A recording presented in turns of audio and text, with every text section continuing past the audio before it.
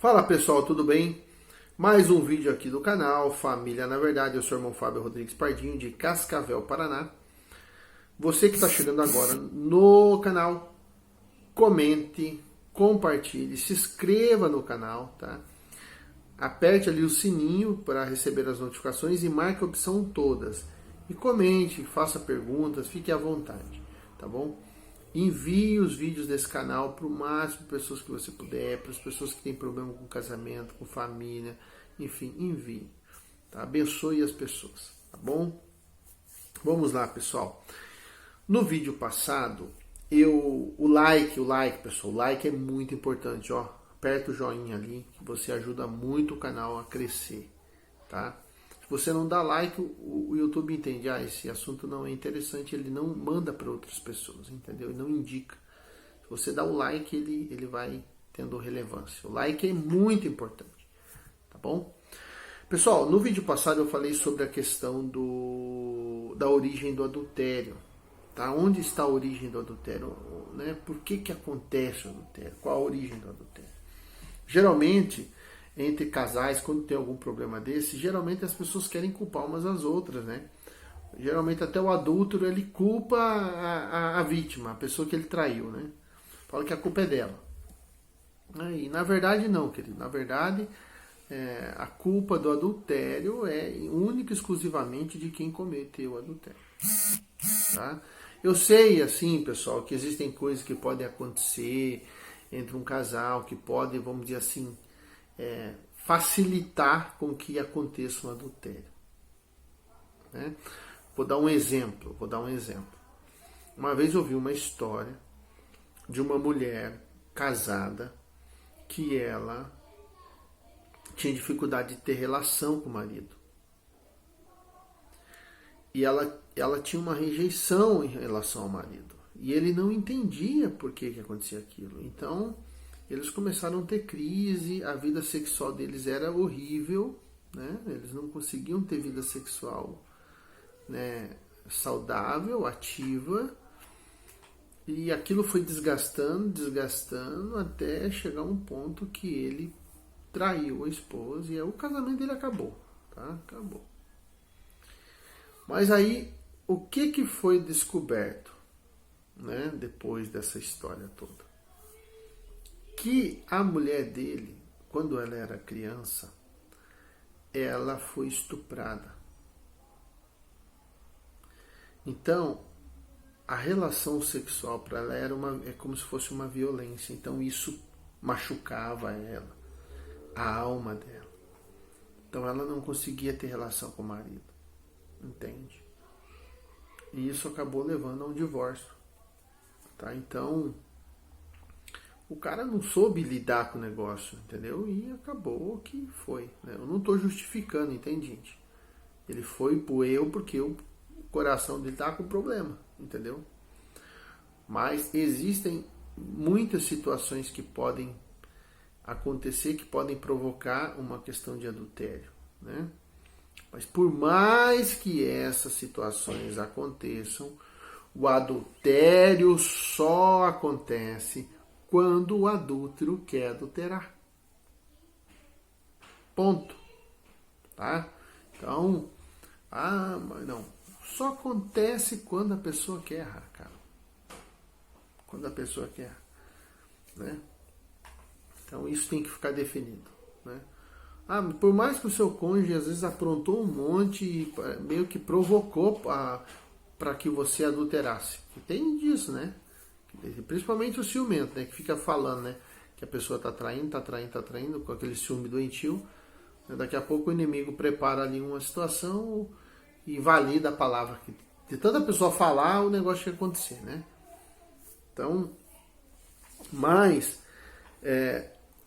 assim, gente, o adultério ele nasce no coração de cada um de nós. Né? O pecado, a maldade, nasce no nosso coração. Né? O que vai fazer de você uma pessoa livre é você mesmo em meio a uma pressão, a uma situação de pressão, de tentação, de provocação, você conseguir dizer não para o pecado. Aí você é uma pessoa livre. Aí você é uma pessoa que Deus pode confiar em você. Aí você é uma pessoa que sabe quem você é, que tem identidade, que tem responsabilidade, que sabe que um momento de prazer não vai resolver a tua vida, entende? Então você não precisa daquele momento ali de prazer, você não precisa provar nada para ninguém, né? Então é bom quando você chega nesse momento, nessa estrutura emocional, né? Quando você chega nessa situação, você consegue dizer não para o pecado, é muito bom. Tá bom, pessoal? Então vamos lá. Eu quero falar um pouquinho, dando sequência a esse assunto do adultério, sobre as implicações do adultério. Eu gosto de estar sempre falando sobre esse assunto, porque hoje é o maior problema das famílias no Brasil e no mundo. Não vou dizer no mundo, né?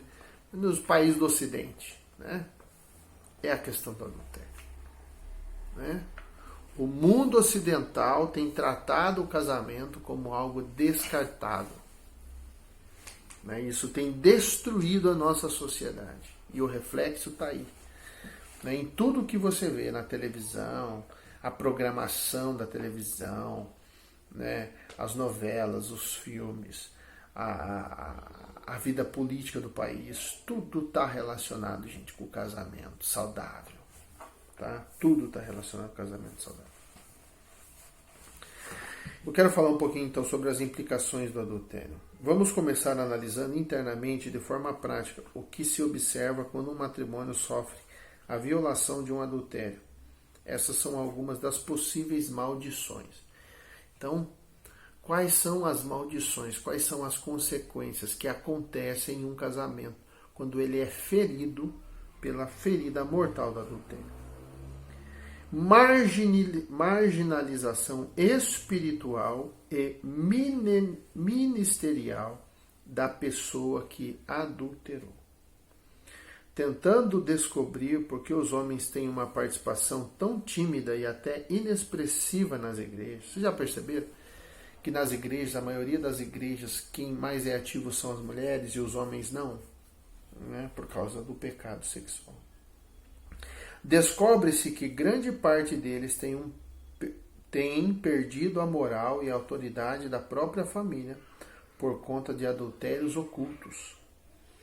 Está cada vez mais difícil em nossas igrejas achar um homem que possa dizer: eu nunca traí a minha esposa. Realmente um negócio complicado. Então, essa marginalização, né, ministerial e espiritual.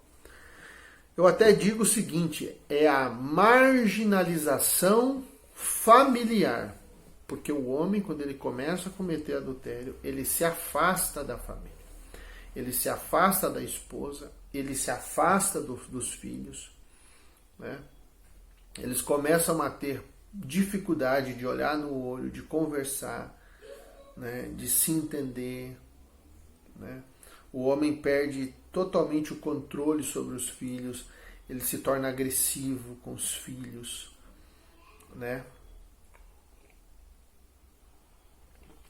Tudo porque ele está adulterando. Então, isso é uma das consequências. Ele se marginaliza, aí ele já não quer mais voltar para casa no final do dia, ele já vai para o boteco, ele já vai para o prostíbulo, né? Então ele se torna, vamos dizer assim, um marido marginal. Ele se torna um pai marginal. O que é o marginal, né? Você vê lá na rodovia, né, tem a pista principal e tem as marginais, que ficam às margens. Então um homem marginal, ele vai ficar à margem da família, à margem da sociedade. Ele não vai ser alguém que realmente faz diferença na sociedade, né? De uma conduta ilibada, de um caráter ilibado, de uma postura moral ilibada. Ele vai ser uma pessoa que vai estar à margem, né? Nas pontas, nas beiradas, né? À margem da família. Ele não vai fazer parte da família, né? Tem a apresentação na escola do filho, ele nunca tá, não vai. Tem um evento família lá, ele não vai junto. Se vai brigando. Entende? Então ele está sempre à margem. Quando ele está em casa, ele se isola, né? Não tem conversa, não tem relacionamento familiar, né? Então essa é uma das implicações que acontecem na vida de um homem quando ele está em adultério. Ele vai se marginalizando, né?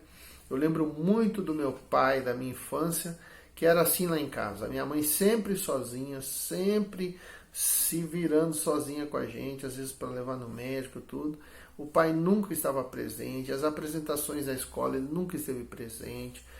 Tudo a minha mãe fez sozinha, né? A mulher se torna assim, né, realmente abandonada e desamparada, com o marido dentro de casa, né? Não sei se aí já dá para chamar de marido, né? Mas é isso. Então, é muito triste ver as famílias caminhando dessa forma. Muito triste. Né? Eu penso assim, quanta coisa, né, meu pai perdeu, né? Minha filha hoje está com 7 anos, meu pai já faleceu. Perdeu de ver a vida, perdeu de curtir a neta. Perdeu, né? Perdeu de tanto ter uma vida errada, né? Ficou doente, de tanto desleixo com a própria vida, né? E, como diz a Bíblia, o salário do pecado é a morte, né? Morreu antes da hora. Né? Não, uma pessoa, gente, sadia espiritualmente, uma família sadia espiritualmente, é para ir até os finalmente lá, bem velhinho, entendeu? Você vê os filhos dos seus filhos, como diz a Bíblia. Mas infelizmente meu pai perdeu essa oportunidade, né? Por causa da vida marginal dele. Então, se você está me assistindo, meu querido, minha querida, mulher também acontece, a mulher também fica da mesma forma, tá? Fica marginal também, né?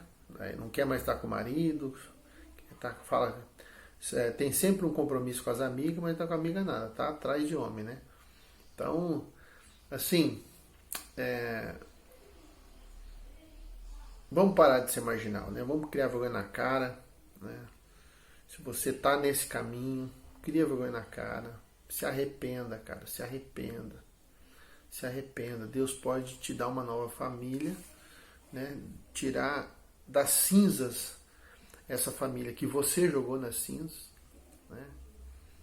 Deus pode fazer isso. Mas você vai ter que se humilhar, ter que clamar a misericórdia de Deus, o perdão de Deus. Eu vejo que às vezes as pessoas têm força para fazer tanta coisa. Tem força até para fazer o errado, mas na hora de fazer o certo é difícil fazer o certo. Eu não entendo isso. Eu tenho dificuldade em entender algumas coisas, né? Porque eu já fiz muita coisa errada, mas quando eu sei que eu fiz errado, eu assumi, não, eu fiz errado e tal, né? Sumo, não errei, né? E aí tem gente que parece que ele tem facilidade para fazer o errado, mas para fazer o certo ele tem dificuldade, não quer fazer o certo, né? É muito estranho isso. Mas é isso aí, se arrependa enquanto é tempo. Como diz a Bíblia, buscai ao Senhor enquanto se pode achar. Invocai enquanto está perto. E conhecereis a verdade, e a verdade vos libertará. Até o próximo vídeo.